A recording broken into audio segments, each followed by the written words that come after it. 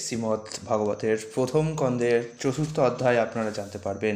চতুর্থ অধ্যায়টির নাম হচ্ছে নারদ মুনির আবির্ভাব। 221 পাতায় যাই।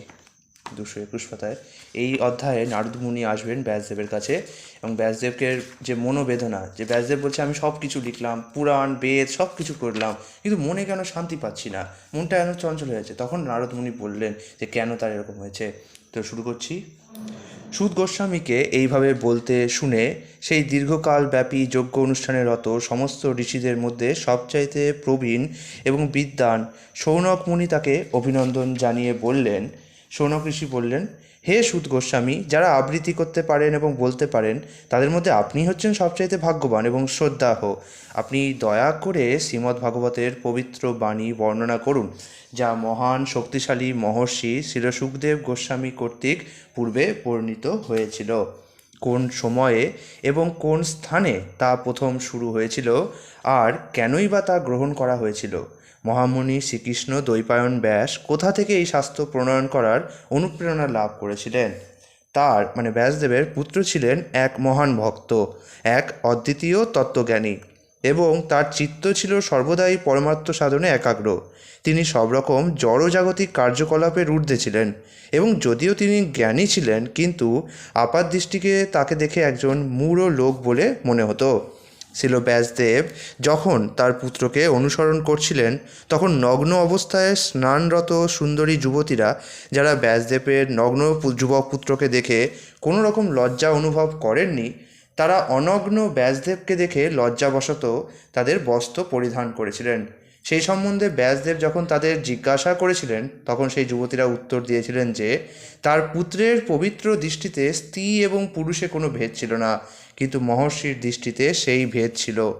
কুরু এবং জাঙ্গল প্রদেশে উন্মাদ মুখ এবং জ্বরের মতো বিচরণ করে তিনি যখন হস্তিনাপুর অর্থাৎ আধুনিক দিল্লি নগরে প্রবেশ করলেন, তখন পুরবাসীরা ব্যাসদেব তনয় শ্রী সুখদেব গোস্বামীকে কিভাবে চিনতে পারলেন। কিভাবে মহারাজ পরীক্ষিতের সঙ্গে এই মহর্ষির সাক্ষাৎ হলো, যার ফলে সমস্ত বেদের অপ্রাকৃত নির্যাস শ্রীমদ্ ভাগবত তার কাছে কীর্তিত হয়েছিল। তিনি অর্থাৎ সুখদেব গোস্বামী গোদোহনকাল পর্যন্ত গৃহমেধিদের দুয়ারে অবস্থান করতেন, এবং তিনি তা করতেন কেবল তাদের গৃহকে পবিত্র করার জন্য। কথিত আছে যে অভিমন্যু পুত্র মহারাজ পরীক্ষিত হচ্ছেন পরমেশ্বর ভগবানের এক মহান ভক্ত, এবং তার জন্ম এবং কার্যকলাপ অত্যন্ত অদ্ভুত। দয়া করে আপনি আমাদের তার কথা বলুন। তিনি ছিলেন এক মহান সম্রাট, এবং তার রাজ্যের সমস্ত ঐশ্বর্যের তিনি ছিলেন অধীশ্বর। তিনি এতই মহিমান্বিত ছিলেন যে তিনি পাণ্ডু বংশের মান বর্ধন করেছিলেন। তিনি কেন সব কিছু পরিত্যাগ করে গঙ্গার তীরে উপবিষ্ট হয়ে অনশনরত অবস্থায় মৃত্যুর প্রতীক্ষা করছিলেন। তিনি ছিলেন এতই মহান সম্রাট যে তার সমস্ত শত্রুরা তার পদতলে প্রণতি নিবেদন করে তাদের নিজেদের মঙ্গলের জন্য তাদের সমস্ত ঐশ্বর্য সমর্পণ করত। তিনি ছিলেন পূর্ণ যৌবন সম্পন্ন মহাবীর, এবং তিনি ছিলেন অসীম রাজকীয় ঐশ্বর্যের অধীশ্বর। তিনি কেন সব কিছু এমনকি তার জীবন পর্যন্ত ত্যাগ করতে ইচ্ছা করেছিলেন। যারা পরমেশ্বর ভগবানের প্রতি ভক্তি পরায়ণ, তারা কেবল অপরের মঙ্গল সাধন, উন্নতি সাধন এবং সুখ প্রদানের জন্য জীবন ধারণ করেন। তারা কোনো রকম স্বার্থসিদ্ধির জন্য জীবনযাপন করেন না। তাই মহারাজ পরীক্ষিত যদিও সব রকম জড়জাগতিক বিষয়াসক্তি থেকে মুক্ত ছিলেন, তবু কেন তিনি তার দেহত্যাগ করলেন, যা ছিল অন্যদের আশ্রয়স্বরূপ। আমরা জানি যে বেদের কয়েকটি অংশ ব্যতীত সমস্ত বিষয়ের অর্থ সম্বন্ধে আপনি বিশেষভাবে পারদর্শী, এবং তাই আমরা আপনাকে যে প্রশ্নগুলি করেছি তার উত্তর আপনি স্পষ্টভাবে বিশ্লেষণ করতে পারেন। শ্রী সুত গোস্বামী বললেন, ত্রেতা এবং দাপরের যুগ পর্যায়ে বসু দুহিতা সত্যবতীর গর্ভে পরাশর মুনির পুত্ররূপে মহর্ষি ব্যাসদেবের জন্ম হয়। একসময় তিনি অর্থাৎ ব্যাসদেব সূর্যোদয়ের সময় সরস্বতী নদীর জলে প্রাতঃস্নান করে একাকী উপবিষ্ট হয়ে ধ্যানস্থ হলেন। মহর্ষি বেদব্যাস এই যুগের ধর্ম বিপর্যয় দর্শন করলেন। কালের অদৃশ্য শক্তির প্রভাবে বিভিন্ন যুগে পৃথিবীতে তা হয়ে থাকে। পূর্ণ জ্ঞান সম্পন্ন মহর্ষি তার দিব্য দৃষ্টির দ্বারা এই যুগের প্রভাবে জড়জগতের অধঃপতন দর্শন করলেন। তিনি দেখলেন যে এই যুগের শ্রদ্ধাহীন জনসাধারণের আয়ু অত্যন্ত হ্রাস পাবে, এবং সত্যগুণের অভাবে তারা ধৈর্যহীন হয়ে পড়বে। তাই তিনি সমস্ত বর্ণ এবং আশ্রমের মানুষের কিভাবে মঙ্গল সাধন করা যায় সেই চিন্তা করলেন। তিনি দেখলেন যে বেদে নির্দেশিত যজ্ঞ অনুষ্ঠানের উদ্দেশ্য হচ্ছে মানুষের বৃত্তি অনুসারে তার কার্যকলাপকে প্রবৃত্ত করা।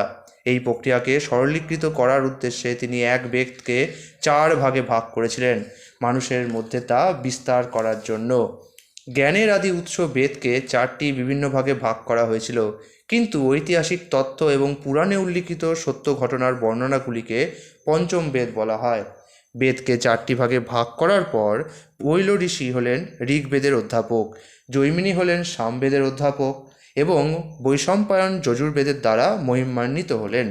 সুমন্ত্র মুনি অঙ্গিরা, যিনি অত্যন্ত শ্রদ্ধা সহকারে সেবাপরায়ণ ছিলেন, তাকে অথর্ববেদ দান করা হয়েছিল এবং আমার পিতা রোমহর্ষণ ঋষির হাতে পুরাণ এবং ঐতিহাসিক তত্ত্বসমূহ অর্পণ করা হয়েছিল। সেই সমস্ত তত্ত্বদ্রষ্টা ঋষিরা বিভিন্ন বেদকে তাদের শিষ্য, প্রশিষ্য এবং প্রশিষ্যের শিষ্যদের প্রদান করেছিলেন এবং এইভাবে গুরু শিষ্য পরম্পরায় অনন্ত শাখায় বেদ অনুশীলন শুরু হয়। এইভাবে অজ্ঞানীদের প্রতি অত্যন্ত কৃপালু মহর্ষি বেদব্যাস বেদ সংকলন করেন, যাতে অল্পবুদ্ধি সম্পন্ন মানুষেরা তা হৃদয়ঙ্গম করতে পারে। স্ত্রী, শুদ্ধ এবং দ্বিজচিত গুণাবলীহীন ব্রাহ্মণ কুলভূত মানুষদের বেদের তাৎপর্য হৃদয়ঙ্গম করার ক্ষমতা নেই, তাই তাদের প্রতি কৃপা পরবশ হয়ে মহর্ষি বেদব্যাস মহাভারত নামক ইতিহাস রচনা করলেন, যাতে তারা তাদের জীবনের পরম উদ্দেশ্য লাভে সমর্থ হতে পারে। হে দ্বিজগণ, যদিও তিনি সমস্ত মানুষের সর্বাঙ্গীন কল্যাণ সাধনে সচেষ্ট হয়েছিলেন, তবুও তার চিত্ত সন্তুষ্ট ছিল না। হৃদয়ে অপসন্ন হয়ে মহর্ষি তৎক্ষণাৎ গভীরভাবে বিচার করতে শুরু করলেন। তিনি ধর্মতত্ত্ব সম্বন্ধে অবগত ছিলেন, তাই তিনি মনে মনে ভাবতে লাগলেন, কঠোর ব্রত অবলম্বন করে নিষ্কপটভাবে আমি বেদ, গুরুবর্গ এবং যজ্ঞাগ্নির পূজা করেছি। আমি তাদের নির্দেশ যথাযথভাবে পালন করেছি এবং গুরু পরম্পরাক্রমে লব্ধ জ্ঞান মহাভারতের মাধ্যমে বিশ্লেষণ করেছি, যাতে শুদ্ধ এবং অন্য সকলে এবং দ্বিজবন্ধুরা ধর্মের পথ অবলম্বন করতে পারে।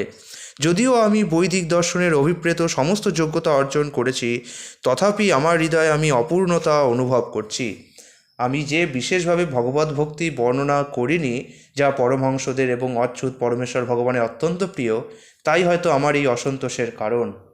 পূর্বে যেমন বর্ণিত হয়েছে, ব্যাসদেব যখন তার অসন্তোষের জন্য অনুশোচনা করছিলেন, তখন নারদ মুনি সরস্বতী নদীর তীরে তার আশ্রমে এসে উপস্থিত হলেন।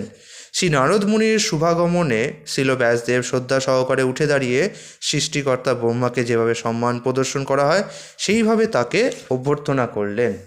এইভাবে চতুর্থ অধ্যায়ের নারদ মুনির আবির্ভাব সংক্রান্ত যে অনুবাদ কার্য সেটি সমাপ্ত হলো। আগামী দিন পঞ্চম অধ্যায়ে আমরা দেখব যে নারদ মুনি ব্যাসদেবকে কী উপদেশ দান করেছেন। হ্যাঁ, যেহেতু আমি চাইছি যে শ্রীমদ্ভাগবত সকলের কাছে ইজিলি পৌঁছে যাক, যাতে যারা শ্রীমদ্ভাগবতে কী লেখা আছে তাই জানতে পারে, তাই আমি আপাতত শ্রীমদ্ভাগবতের শ্লোক বাই শ্লোক যে তাৎপর্য আর অনুবাদ সেটা একটু বন্ধ রেখেছি। আগে শ্রীমদ্ভাগবতটা পুরো সম্পূর্ণ হয়ে যাক, 1 থেকে 12 স্কন্ধ, কারণ শ্রীমদ্ভাগবতের প্রায় লক্ষাধিক শ্লোক আছে এবং 18,000টি শ্লোক আছে, এবং এই সমস্ত শ্লোক যদি কমপ্লিট করতে আমি ক্যালকুলেট করে দেখেছি, দিনে একটা করে যদি শ্লোক কমপ্লিট করা যায় তাহলে প্রায় 30-40 বছর তো বেশি লেগে যাবে। তো অবভিয়াসলি 30-40 বছর আমি বেঁচে থাকবো কিনা তাতে তো কোনো নিশ্চয়তা নেই। তো আমি চাই যে শ্রীমদ্ভাগবত অন্তত মানুষের কাছে একটুখানি ইজিলি অ্যাভেলেবেল হয়ে যাক। তারপরে যখন আমি পুরো অনুবাদটা বলে দেবো, মানুষ যখন জানতে পারবে যে কী জ্ঞান আছে শ্রীমদ্ভাগবতে, তারপরে আবার শ্রীমদ্ভাগবতের অনুবাদ কার্যে যে তাৎপর্য সেটি সম্পূর্ণ করা হবে শ্লোক বাই শ্লোক। হরে কৃষ্ণ।